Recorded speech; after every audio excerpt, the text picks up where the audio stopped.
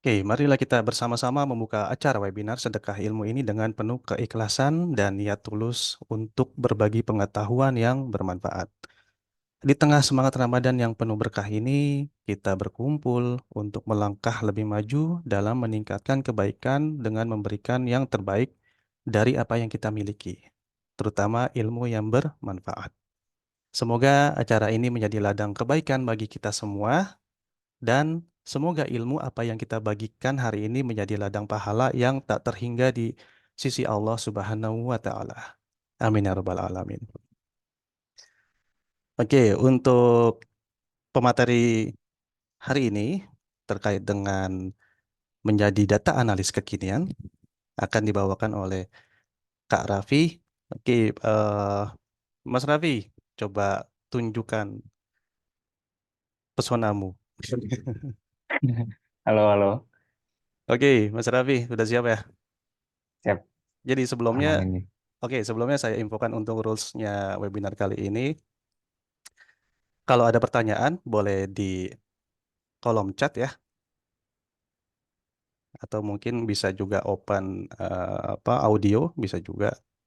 Terus kalaupun ada sekiranya ada kendala, bisa didiskusikan juga di kolom chat infokan ya. Oke, untuk waktu dan tempatnya dipersilakan Mas Raffi untuk menjelaskan materinya seperti yang udah kita sampaikan sebelumnya. Oke Mas, dilanjut.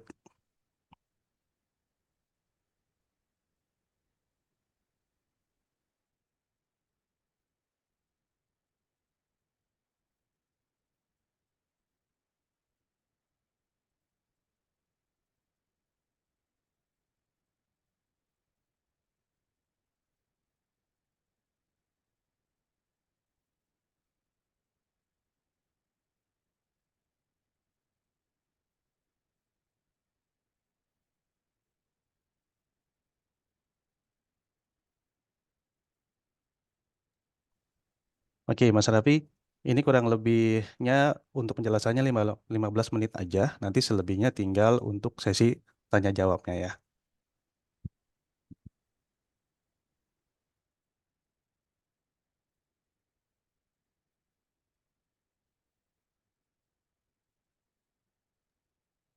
Mas Raffi kurang kedengaran suaranya, Mas. Apakah di mute? Oh iya, halo, halo. Oke. Sudah jelas? Oke, Sip, oke, emang. dilanjut. Oke, Assalamualaikum warahmatullahi wabarakatuh. Bismillah. Waalaikumsalam warahmatullahi Eh, wabarakatuh. Halo, saya Raffi. Di sini saya sebagai narasumber. Saya bekerja sebagai analis. Saya sini sih rencananya akan membagikan seputar pengetahuan saya tentang data, khususnya di data analis ya. Oke, kita langsung masuk ke materinya. Oke, apa aja yang kita bahas di sini? Yang pertama sih ada pendahuluan. Terus juga pendahuluan ini kita akan bahas tentang siapa itu data analis, ngapain ngapain aja sih data analis, terus tugasnya itu ngapain aja. Terus yang kedua kita bakal bahas tools-tools yang dipakai buat data analis, buat analisis data.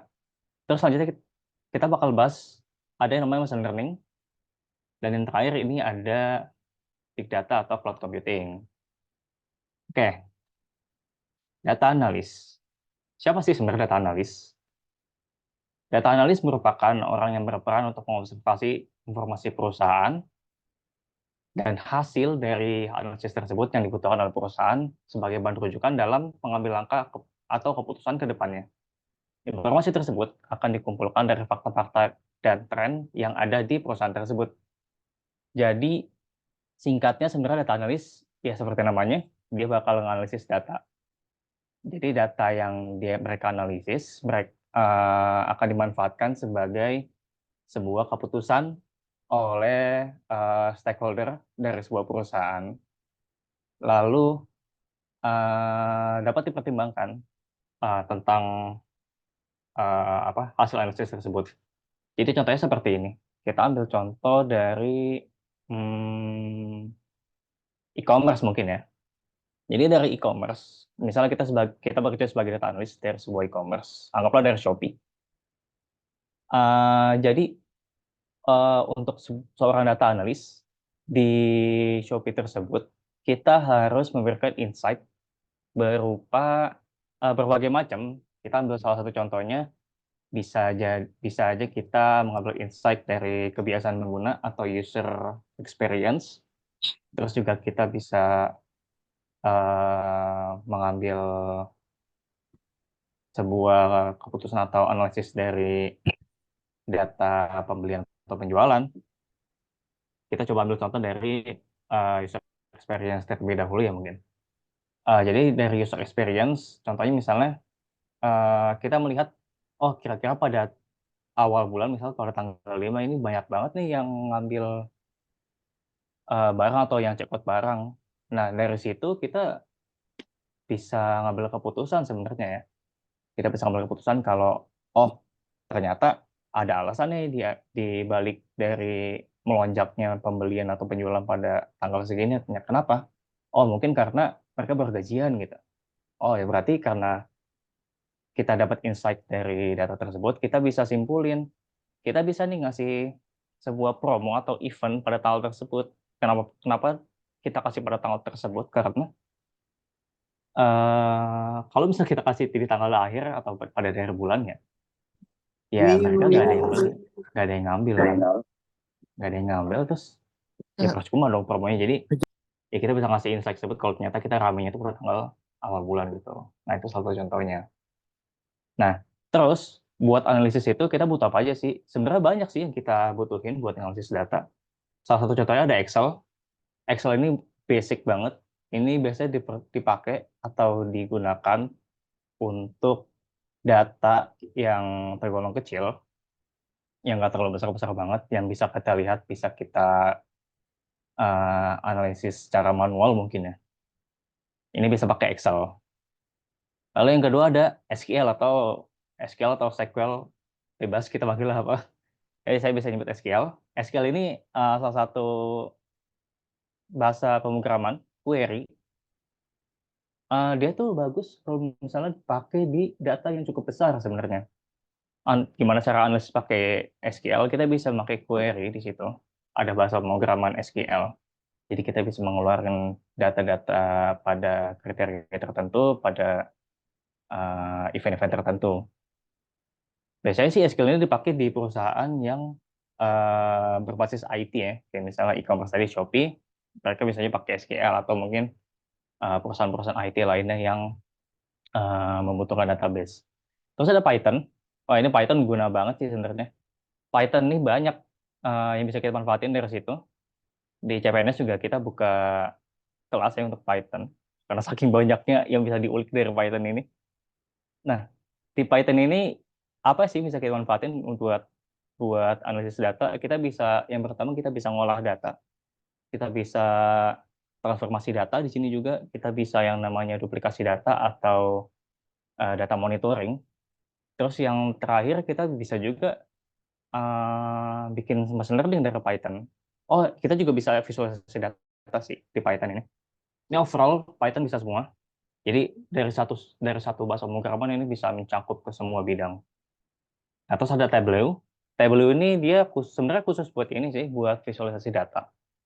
Jadi biasanya Tableau itu digunakan buat eh, perantara antara si analisis atau kita sebagai data analis dan juga stakeholder. Jadi kita setelah dapat insight, kita rangkum. Nah, untuk menyampaikan insight tersebut, kita nggak mungkin dong bilang langsung, oh ini kayak bisa dibuat ini deh, ini kayak bisa buat ini deh. Enggak dong, kita harus pakai perantara. Perantaranya apa? Perantaranya visualisasi data. Lewat data tersebut kita ceritain, oh ini nih, dari sini ternyata user kita demennya belanja pada tanggal 5 pada awal bulan. Nanti kita kasih baru insight-nya, oh dari data ini kita bisa nih ngasih event di tanggal 5 atau tanggal sekian gitu. Atau kita bisa aja ngasih acak-acak lainnya dengan data-data kayak misalnya tentang pembelian, misalnya lagi rame banget nih yang jual misal bahan baku gitu, minyak lah. Bisa aja kita ngasih event diskon minyak gitu ke mereka, biar narik audiens juga kan dari yang biasa pakai e-commerce sebelah.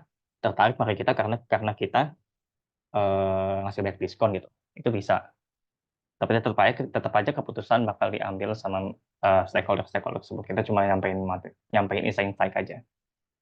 Oke, selanjutnya ada Power BI sama Google Analytics. Ini sebenarnya nggak jauh beda. Power BI ini hampir sama kayak Tableau, tapi dia juga mencangkup buat database management. Power BI juga bisa buat analisis, buat visualisasi juga. Google Analytics juga begitu. Terus apa aja sih ini Pak yang bisa dimanfaatin buat menjadi seorang data analis?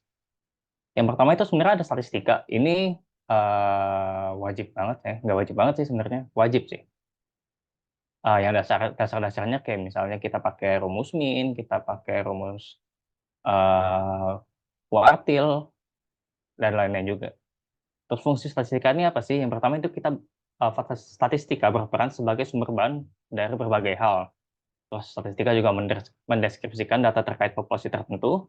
Dia juga memperoleh gambaran masalah dari suatu populasi. Itu juga bisa membuat prediksi dari data yang dapat digunakan sebagai dasar dalam pengambilan keputusan, lalu membantu menganalisis proses analisis data agar dapat mengetahui nilai dari suatu hal. Yang terakhir itu memperkecil ukuran populasi agar dapat dipahami dengan mudah.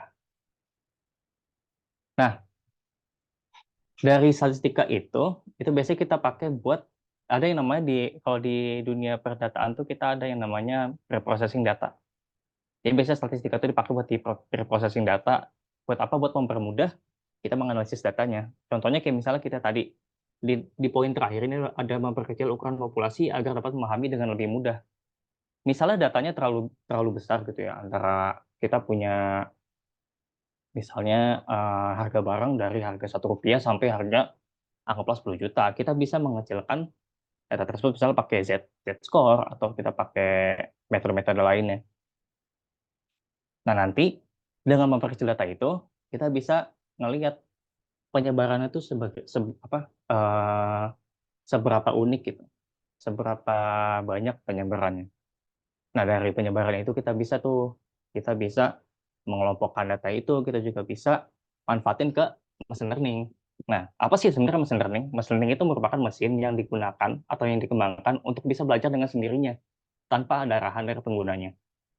Nah, pembelajaran mesin atau machine learning ini dikembangkan berdasarkan disiplin ilmu lainnya seperti statistika yang tadi sebelumnya itu kita singgung, matematika dan data mining, sehingga mesin dapat belajar dengan menganalisa data tanpa perlu diprogram ulang atau diperintah. Nah, sebenarnya sih singkatnya machine learning ini adalah AI. Kalau bisa membahas masalah machine learning atau deep learning ya. Jadi di machine learning ini eh, seperti yang saya sebutkan tadi dia sama seperti AI atau ada temannya satunya lagi itu namanya deep learning. Itu sama, machine learning deep learning sama, konsepnya sama mungkin metodenya aja berbeda. Yang membedakan antara machine learning atau deep learning dengan AI itu kita coba ambil contoh kita misalnya kita punya sebuah mesin motor aja yang benar-benar mesinnya doang yang besi, nggak ada kerangka, nggak ada ban, nggak ada gas, nggak ada rem, nggak ada spion, nggak ada stang, kayak cuma mesinnya doang. Tapi mesin itu bisa jalan. Kalau misalnya kita umpamain mesin itu bisa jalan, apakah mesin itu bisa dibilang motor? Kan belum. Mesin itu bisa dianggap menjadi sebuah motor kalau dia punya stang yang bisa menggerakkannya, dia punya tempat duduk untuk sebagai usernya uh, menggunakan mesin tersebut, dan juga mungkin ada gas, terus ada spion dan lain ada ban yang buat dia jalan. Nah, mesin learning itu kayak mesin mesin motor yang cuma mesin doang. Dan AI itu adalah machine learning yang disusun sedemikian rupa sehingga dapat digunakan oleh masyarakat, dapat diproses oleh masyarakat. Itu bedanya sebenarnya. Nah, jadi di misalkan ini karena dia cuma mesin doang, jadi kita cuma butuh hasilnya aja gitu. Makanya di sini kita makanya machine learning atau deep learning bukan AI-nya langsung karena ya kita cuma butuh secara singkatnya aja gitu buat mengeluarkan hasilnya. Nah, fungsinya apa machine learning? Yang pertama itu yang machine learning bisa mengetahui pola dari sebuah data. Yang kedua, machine learning dapat memprediksi kejadian di masa mendatang. Yang ketiga, machine learning dapat mengelompokkan sebuah data. Terus gimana sih emang cara kerja machine learning? Cara kerja machine learning, yang pertama itu ada yang namanya pengumpulan data. Setelah data dikumpulkan, ada yang namanya tadi setelah saya sebutkan ada yang namanya eksplorasi dan pembersihan data atau preprocessing, berproses data, yaitu tadi membersihkan data atau mengejalkan data pakai statistika. Nah, yang terakhir adalah pemilihan model machine learning. Kalau misalnya kita membahas model machine learning, ini panjang banget karena banyak yang menarik buat dibahas di machine learning. Terus contoh penerapannya pada apa aja? Yang pertama ada prediksi saham. Ini prediksi saham bisa menggunakan pola atau data dari saham pastinya. Terus yang kedua, kita dapat pengelompokan konsumen berdasarkan pengeluarannya. Kayak misalnya kita bekerja di perusahaan kayak Superindo gitu. Kita bisa ngelihat nih pengeluaran seseorang member Superindo dari setiap bulannya tuh berapa misalnya. Oh, ada yang hampir 10 juta, ada yang cuma 10.000 mungkin beli ciki doang, ada yang 200.000, berbagai macam lah pokoknya. Nah, pakai machine learning kita bisa mengelompokkannya secara otomatis. Jadi kita cuma tinggal kasih datanya, ntar di train sama mesin learning, ntar mesin learning dia bakal ngelompokin berdasarkan, oh ini ternyata yang bagian sultan tuh batasannya sampai 5 juta, yang non sultan cuma 0 sampai 5 juta gitu. Itu nanti dia bakal ngelompoknya sendiri, dan itu bisa kita atur. Kita mau berapa kelompok, kita mau 2 kelompok, mau 3 kelompok, itu semua bisa diatur. Makanya di mesin learning itu ada namanya hypermeter atau hyper tuning parameter gitu buat di machine learning. Nah, setelah kita bahas yang masalah analisis datanya, sebenarnya muncul di pertanyaan kita dari mana yang datanya dapat ya. Contohnya kayak misalnya di yang tadi e-commerce. Jadi dari aktivitas kita, kayak misalnya kita masukin data ke keranjang, berapa banyak datanya, kita masukin alamat, itu masuk ke database. Dan sehari itu mungkin bisa ratusan ribu atau ratusan juta data yang masuk dalam database. Dari banyaknya data tersebut, itu akan masuk ke yang namanya big data. Apa itu big data? Big data adalah istilah yang digunakan untuk menggambarkan kumpulan data yang sangat besar dan kompleks yang terlalu banyak untuk dianalisis dan diproses menggunakan teknik atau metode tradisional. Istilah ini mencakup berbagai jenis data, termasuk data terstruktur dan tidak terstruktur, serta data yang dihasilkan dari berbagai sumber seperti media sosial, sensor, perangkat seluler, file, dan web server. Itu jadi intinya big data ya data yang besar, kumpulan-kumpulan data kayak misalnya aktivitas kita. Bahkan kita kalau misalnya mencet di HP aja nih, kita mencet tombol back, kita mencet tombol home, kita mencet tombol profile, itu ada recorder sendiri. Itu namanya experience. Itu ujung-ujungnya apa? Ujungnya bakal dianalisis juga nih sama ya kita anggaplah data analisa di mobile developer. Itu kan dianalisis sama dia di bagian user experience. Atau yang kita kenal itu sebagai UI UX, UI designer. Itu ngambil data dari situ biasanya. Nah, terus big data kan tadi baik banget ya. Itu sebenarnya di mana emang? Nah, itu sebenarnya itu biasanya di cloud computing. Cloud computing itu apa? Cloud computing itu adalah metode penyimpanan berbagai layanan melalui internet. Sumber daya yang dimaksud contohnya adalah aplikasi seperti penyimpanan data, server, database, jaringan, dan perangkat lunak. Cloud computing merupakan opsi yang populer karena memiliki banyak keuntungan seperti irit biaya, meningkatkan produktivitas, kecepatan, efisiensi, performa, dan keamanan. Maka itu nggak heran banget nih kalau banyak perusahaan atau orang-orang yang menggunakan cloud untuk menyimpan data. Nah, emang ada apa aja sih atau siapa aja sih yang ide cloud computing? Sebenarnya kita udah pakai dari sekarang tentang cloud computing. Yang pertama ada Google Drive. Kita udah familiar lah sama Google Drive. Terus kita ada Dropbox. Dropbox juga biasanya buat menyimpan file gede, file APK, file apapun yang lain. Nah, yang terakhir nih, yang sering banget dipakai di enterprise itu ada AWS atau Amazon Web Service. Namanya web service, cuma ini sebenarnya cloud penyimpanan juga. Nah, di Amazon Web Service ini kenapa banyak dipakai? Karena dia punya banyak fitur. Kayak misalnya kita mau bikin machine learning juga di situ bisa, kita mau nyimpen data di situ bisa. Jadi secara singkat kita pakai ekosistemnya AWS lah di situ buat proses analisis data ini, atau kita mau melakukan proses data engineering, atau AWS ini nyediain semuanya. Makanya banyak banget yang pakai di kalangan enterprise atau di dunia kerja. Oke, mungkin cukup segitu dari aku tentang penjelasannya. Aku kembaliin ke Mas Randi.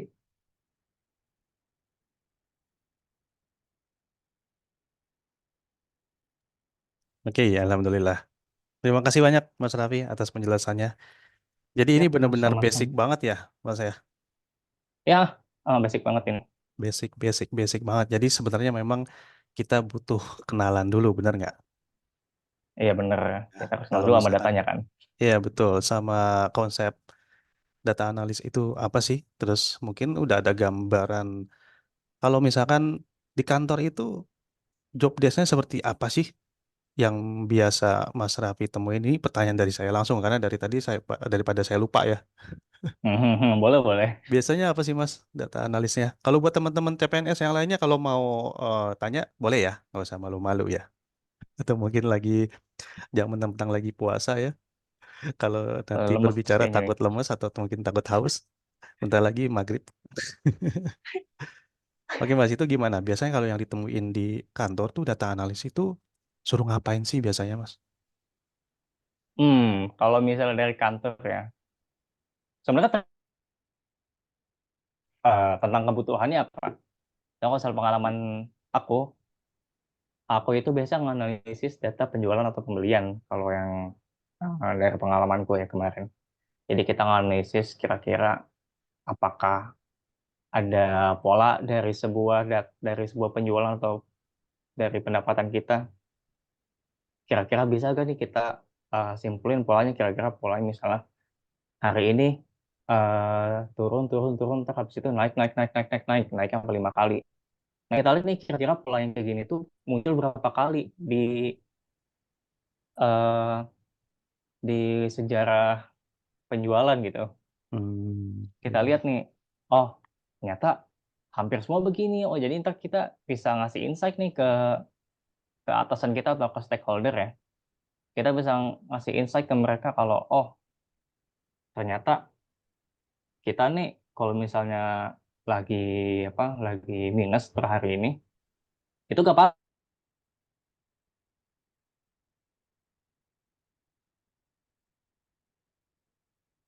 data itu ntar kita kita simpulin, kita visualisasiin, oh ini buktinya, ini buktinya, ntar kita bisa kasih insight lain, oh kira-kira kita bisa ini aja, bisa apa, kurangin penjualannya pas ini, pas di tanggal minusnya, atau kita bisa ngelakuin hal lain yang hmm, bisa naikin profit kita gitu. Itu biasa oke. kalau misalnya di perusahaan. Oke, kalau untuk yang tadi kan ada tuh saya ngeliat Excel ya. Hmm. Itu kan kalau kalau nggak salah Excel itu kan maksimal 1 jutaan ya untuk pengolahan database-nya. Hmm. Kalau untuk di Python atau di SQL sendiri itu ada maksimumnya nggak sih, Mas? Kalau di SQL bisa. Sebenarnya kalau di Python, jadi Python itu dia cuma bahasanya kayak pihak ketiga, Mas. Jadi Oh, misalnya oke. jadi misalnya ujung-ujungnya pilihannya ke Excel Excel atau juga. atau SQL juga ini. Hmm, Jadi kalau misalnya di Excel udah benar-benar mentok banget, kita baru bisa pakai SQL. Kenapa SQL? Biasanya SQL tuh jauh lebih terstruktur. Terus juga di SQL kita bisa akses secara gampang sih. Kita bisa ngelakuin query juga kan di situ. Jadi kalau buat SQL batasannya sih kayaknya banyak, hampir ratusan ribu deh, hampir jutaan mungkin bisa. oke. Mm. Oke, teman-teman CPNS ada yang mau bertanya nggak? Ayo, ada mau nanya gak nih? Namanya siapa? Kira-kira nih siapa nih? Mas Noval, Mas Fahri, ada pertanyaan? Atau Mas Bagas Aryo nih, Mas?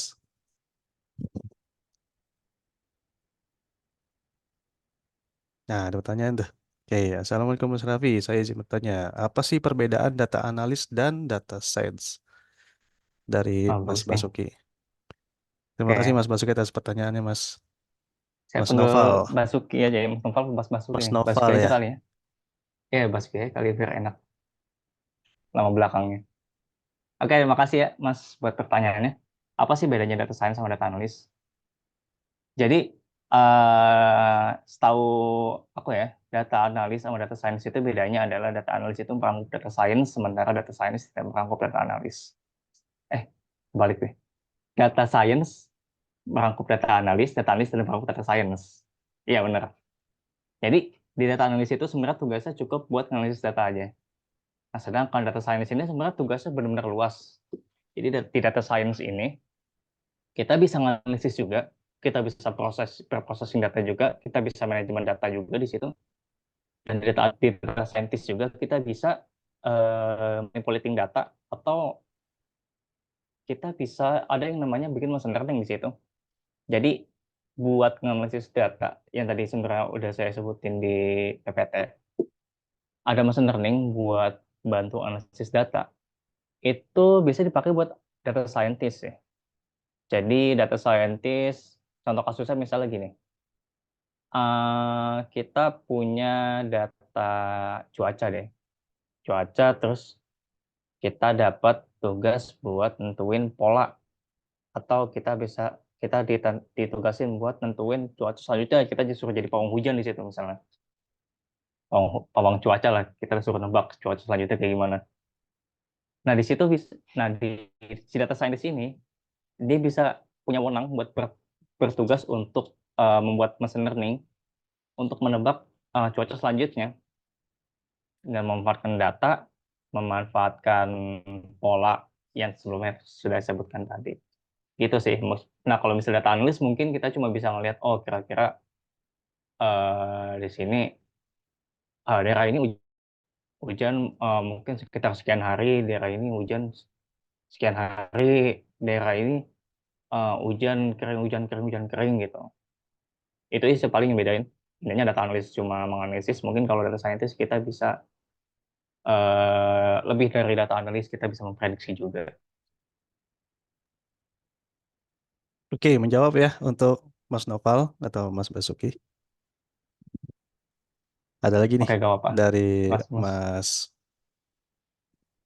mana nih? Mas Bagas nih. Data analis biasanya digunakan perusahaan yang bergerak di bidang apa aja sih, Mas? Data analis bergerak di bidang apa aja? Semua, semua bisa pakai data analis. Selama kita punya datanya. Jadi makanya kita di perusahaan itu eh, kita harus punya yang namanya data yang tadi itu. Karena kita punya data, kita punya kuasa. Itu slogannya sebenarnya. Karena tanpa data kita gak bakal bisa prediksi, kita gak bakal bisa yang namanya nentuin pilihan ke depannya dengan bukti. Kita juga nggak bisa menganalisis nih kita penjualan kita seberapa besarnya. Kayak misal contohnya di ini nih, apa simpelnya kita jual pecel ayam nih. Kita buka misal dari jam 7 pagi sampai jam 10 malam. Nah, setelah misalnya kita punya data, cuma datanya kita ini ya, kita apa? Kita simpan di otak kita sendiri, kita memorize. Kayak misal eh, ternyata kita rame ini di jam 6 sampai jam 8 doang. Sisanya nih kosong, kosong mompong, kita gabut gitu. Dari jam 7 pagi sampai jam 12. Ini yang beli paling cuma satu dua orang doang. Nah, bisa aja dari situ kita ambil kesimpulan kan, oh kita buka aja ke jam 5 gitu. Sama aja kan. Sama aja kita kita hemat waktu, kita hemat tenaga juga. Nah, gitu dari situ bisa sebenarnya. Terus kita juga bisa misalnya oh ternyata kita di setiap hari ini kita kurang persediaan stok ayam, banyak banget yang beli ayam dibandingkan lele. Berarti dari situ kita bisa ambil kesimpulan, oh kita banyakin stok ayamnya, stok lelenya kita batasin, kita naikin lah stok yang lainnya gitu. Itu, nah kalau misalnya di data di perusahaan apa contohnya? Perusahaan toko bangunan nih misalnya. yang nggak ada IT sama sekali. Itu bisa aja ya, karena kan ujungnya ke penjualan. Penjualan kita analisis eh yang ramenya di mana, kita analisis consumer kita, user kita bagaimana, eh habitnya mereka gimana. Ini bisa kita simpulin. Ya mungkin yang bedain antara Mm. perusahaan IT dengan perusahaan yang lainnya, mungkin di itu aja ya, di dalam pengambilan datanya. Ada yang berupa data secara digital atau di Excel, ada juga yang mungkin berdasarkan eh, mengingat aja gitu. Nggak yang secara menggunakan bukti data langsung di digital. Mungkin gitu Oke, sih, Mas. oke, sip. Terima kasih Mas Raffi atas penjelasannya Mas ya. Karena waktu kita juga sudah sangat singkat, karena ini sekedar perkenalan aja. Nanti untuk kedepannya kita akan lebih banyak lagi untuk memperkenalkan lebih dalam lagi sama dengan data analis ya Mas Raffi ya. Sudah siap ya Mas ya? Ya, Jadi siap, siap banget ini. oke, jadi sebelumnya teman-teman terima kasih sudah berpartisipasi. Mungkin kita akhiri aja untuk sesi saat ini dan nanti untuk kedepannya kita akan eh, informasikan berdasarkan dari sosial media kita dan juga WhatsApp ya, gitu ya. Oke, saya tutup dengan penuh rasa syukur dan keikhlasan. Kita akhiri acara webinar Sedekah Ilmu ini. Terima kasih kepada Mas Raffi yang sudah melakukan sedekah ilmunya dan peserta yang telah turut berkontribusi dalam acara ini. Semoga ilmu yang kita bagikan hari ini menjadi ladang amal yang tak ternilai di sisi Allah Subhanahu wa Ta'ala. Mari terus berkarya dan berbagi ilmu untuk kebaikan bersama. Sampai jumpa di kesempatan berikutnya. Tetaplah berbuat baik dan menjadi sumber inspirasi bagi orang lain. Wassalamualaikum warahmatullahi wabarakatuh. Waalaikumsalam warahmatullahi wabarakatuh.